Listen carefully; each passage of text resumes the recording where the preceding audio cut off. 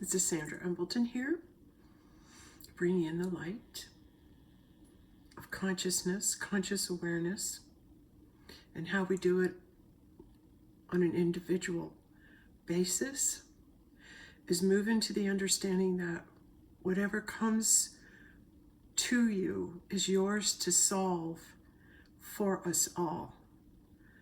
So the universe uses us as vessels. God, the divine infinite intelligence, the internal creator intelligence, uses our vessels to come through and experience all the things that we go through. And we're meant to go through all these things. We're meant to go through all these different things that we encounter, all the people we meet, all the situations that come to us. It's meant for us because God's brought it there to experience it through us in hopes we can clear it, in hopes that the experiences that God's bringing to us, we will come up with the right solution and handle it the way God would want us to handle it. And if you understand that how you conduct yourself in the world is you're a representative of God, and so that when you go and you are in any conversation or you're facing any challenge or dealing with any people, if you can have the awareness that your presence there is the presence of God, and God in you can act and speak, and God in you can make mistakes, and God in you can be angry, and God in you can be arrogant, and God in you can be narcissistic, and God in you can be a thief, and God in you can be a villain, and God in you can be a gangster, and God in you can be anything, but it's God being that in you. But we make it personal and think if we do something bad, we're a bad person. And we make it about us, and we take it personally, and then you get down on yourself because you're really sad that then you make the judgment on yourself. You've done a bad thing and you're a bad person, and you got to pay for it because you're a sinner. And it makes you feel less than, and it makes you feel low, and it makes you feel like you owe. You got to make it up. You got to make it up because what you did is so bad. And if anybody ever knew what you really did, they'd hate you for it. And you harbor that guilt and you harbor that shame, and we call it sin. And we carry it and we own it and we make it ours. And that's not what God had in mind for this. It's what we've been told. The truth is that whenever there is something that goes on for you, whatever situation, God's in you. Like, how are we going to handle this? And your free will is what decides how to handle it. Doing the right thing is often the most difficult thing to do. But once you do it, once you do the right thing, then there's some catharsis that takes place, because you might think, well, how can me being rude to someone in a store, what does it matter? It's the God presence in you that you're accountable to. And when you go home and you go, God, I didn't handle that very well, and it's like, you're going to have to make amends, because if you're going to walk with my name, if you want to be associated with me, then you got to pick up your game. And you got to walk the walk. You can't just talk the talk. So yes, this is a quick follow-up video. And I went back to get my pink sweater. The manager, I found her right away. And as soon as I saw her, I went up and reintroduced myself, and I formally apologized for my misconduct and how badly I behaved. And I honored myself and I honored God in doing that, because it's okay to make a mistake. It's okay to be in a lower vibration and be used with negative energies even if it has hurt somebody else. Because maybe that experience needed to come through you so you would receive the awareness of how to make it right and then follow through and make amends. I think that's the process. When we make amends, we're healing the consciousness itself. The whole consciousness is healed when one person stands up and is accountable for their bad actions and says, yeah, I did that. I did that. And I'm sorry. We're all allowed to go through this. But I think what makes it really difficult is when you attach having an experience to making it about you, that you're a bad person, that you did something wrong, that something bad came through and you should have known better.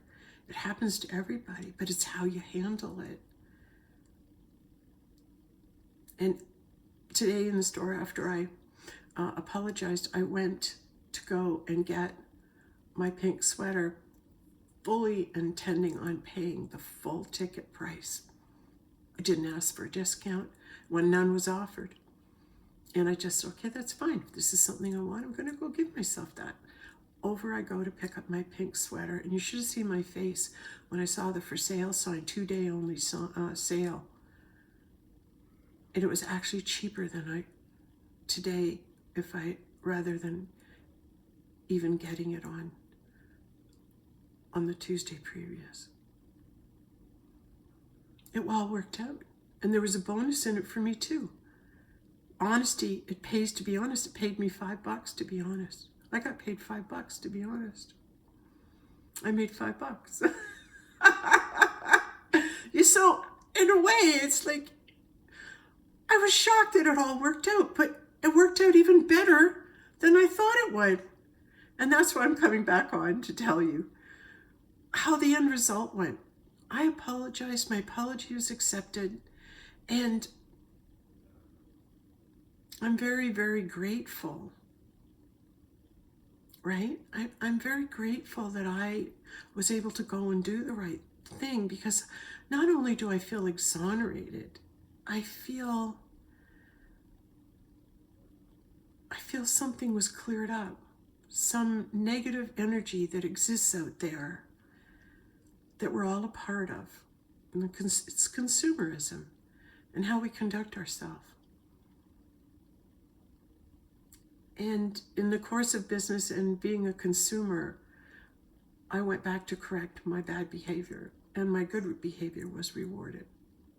And that's the moral of the lesson, isn't it? Not what we really want to see, is everything turns out better than you thought. And it did.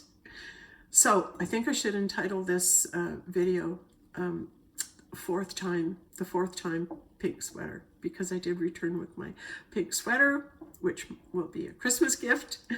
And big lessons learned. Big lessons learned.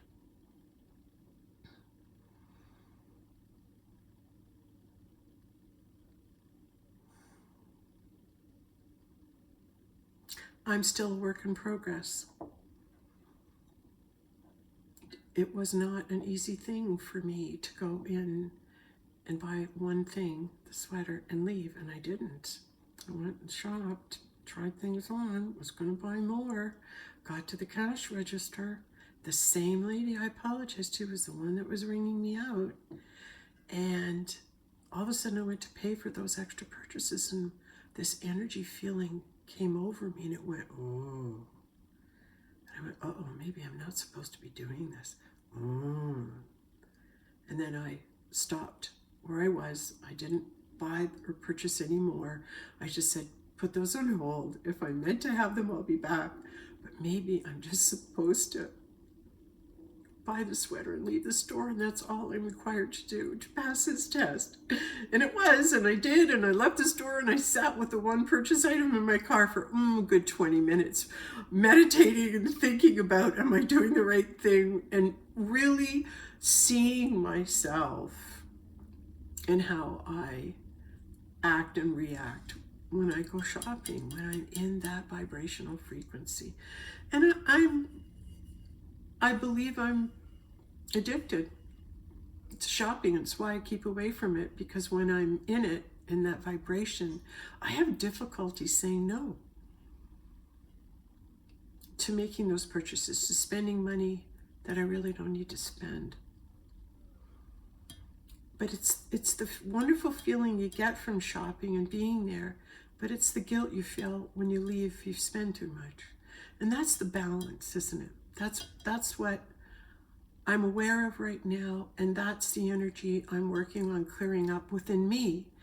And by clearing it up within me, this will have an impact on the consciousness of everyone until we awaken also to the fact of how we do conduct ourselves in business, and how far from God are you when you do conduct yourself in the business arena.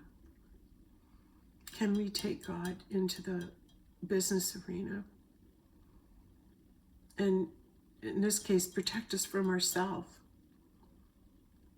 And yeah, I'm seeing what difficulty I have drawing the line.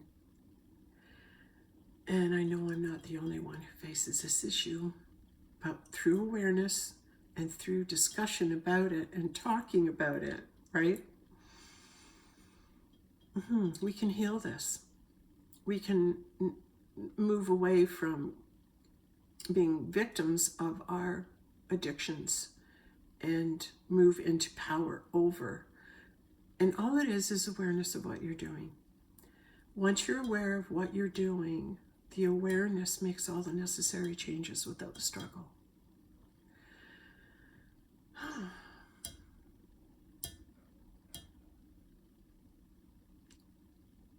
All right, just had to do a quick short video. This is short for me. Yeah. Oh, and I have to do one more thing. I have to close with one comment I received on my latest video. If anybody can say, if the president's Jesus, it's her. That video, one of the comments was one of the gentlemen, or people said, what the heck did I just click on? Oh my God, I laughed out loud. I laughed out loud when I read that comment, because if you're not, if you've been following me, or you're not on that spiritual journey, you sure hit on a real spiritual, real out there channel. So I pitied them. I felt sorry for them. And who knows, maybe a light was lit.